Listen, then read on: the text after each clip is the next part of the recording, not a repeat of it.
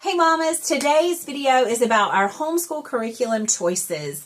Today I'm going to be talking about our 6th grade choices for the year. You know, we are far enough along in the school year that we have used enough to know what we like, what we didn't like, what worked for us, and what didn't work for us. And we are headed into that homeschool conference season where we are just going to be inundated with all the pretty curriculum in those vendor halls. And some of us are going to want to buy things, and then we realize we bought things we didn't need or things that we don't even like. So before you start shelling out that money, I want to share with you what we've used, what we liked, what we didn't like, and maybe help you in making decisions along the way. So I'm going to share with you one of the things that I love about Generations Homeschool Curriculum, but you're going to have to wait till the very end of the video to see that. Most of you probably already know, but I'm going to say it again just in case. I am a partner with Generations Homeschool Curriculum, so you are going to see me talk a lot about Generations Homeschool Curriculum. It is the curriculum that we have the most of. It is not the only thing that we use, though. So I just want to put that out there up front so that you'll know. We did receive free materials from them to use and review and share what we thought about it. So absolutely love their science. It is God-centered. It is all about God is the creator and intelligent design, and that is observable through science. It backs it all up beautifully. The workbook has a schedule for you with this is your reading, this is your workbook pages that you do, and it kind of goes all the way through, covers your entire school year. There are tests and answers so that you can teach this as a traditional course. We do not follow that exactly. We do ours for half of the year, and the other half of the year we focus on history. So that's how we choose to do it. So we do move through their schedule a little faster, but if it works better for you to do it all year long, that is how it is laid out. So science for 6th grade. Then we have history, which I have thoroughly enjoyed their history. I'm kind of funny about history because I feel like some, and I'm not going to call any names out specifically, but some of those bigger curriculums, I'm just uncomfortable with their representations of some historical information. So, having said that, I really love their histories because they're all taking different places for Jesus. So it is very much about how the life of Jesus impacted those areas. Taking Europe for Jesus is the one that is in the middle school, in the 6th grade set. And so you're going to have some beautiful pictures. You've got some artwork that is in here. You do have some maps in here, so you're going to have a little bit of geography tied in here as well. So there's reading that you can do, and then you do have, again, a traditional workbook that goes along with it. In the front is the same thing as with the science. You're going to have your schedule all laid out for you. You're going to read, a certain number of pages, and then you have your corresponding work to do in your workbook. And in here, one thing that is a little bit different than the science, because it's history, you do have these enrichment activities that fall on Fridays. And they try to focus on different areas of learning, so like different learning styles. So there will be some options given for those who are more verbal, so it might be like a speech that you give. Those who are more visual, you might have a poster that you put together. All different ways to show what you have learned over the course of the week or 2 weeks. And this has been good for us because even if it's just standing up in front of your siblings and talking, in homeschool, a lot of times that is not something that we do. So this is good practice for them, even if it's just with their brothers and sister. So I really enjoy that part. Now, I do read this aloud, even though Benji is in middle school, because my younger ones listen as well. I don't do a separate history for my 4th grader and my 1st grader. And a lot of times my 4-year-old listens too. It's not too much. The topics are not too weighty. They are factual. There are wars. People have died. So we don't skirt around those issues. We just talk about them. So it works for all ages, really. And I'm excited to read other places. I think our next one's going to be taking Africa for Jesus. So So this is something that Benji does completely independent on his own. It just takes you through each chapter of Proverbs, and it has vocabulary, it has questions that he answers. It is time for him to spend time in the Word every day.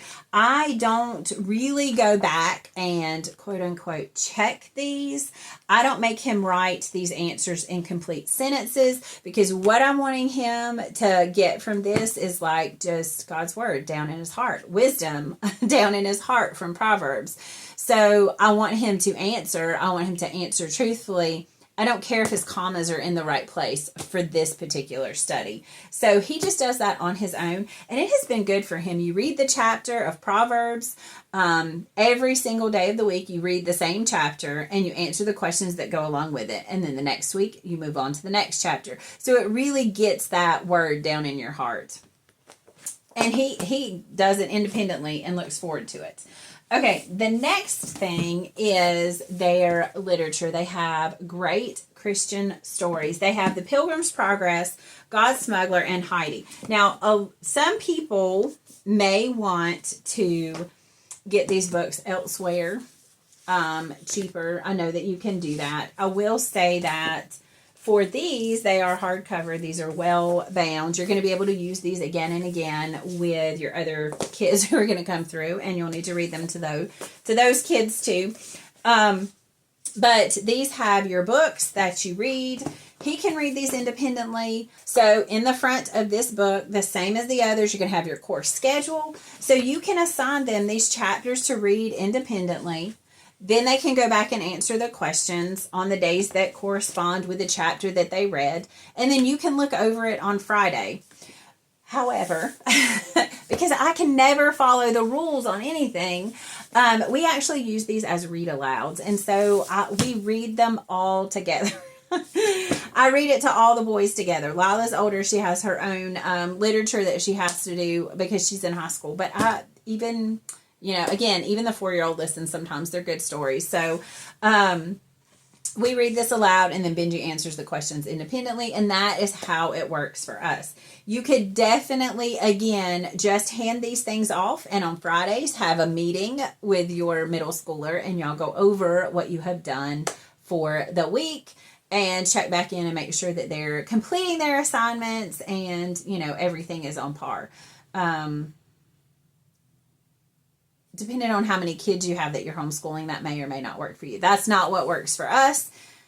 We do it kind of a modified system. So we predominantly use, for the younger grades, master books for math. We start at the first grade level. I have seen the kindergarten level, and I don't think that it's something that my kids ever need because of being around the older ones. They already pick up on those math concepts.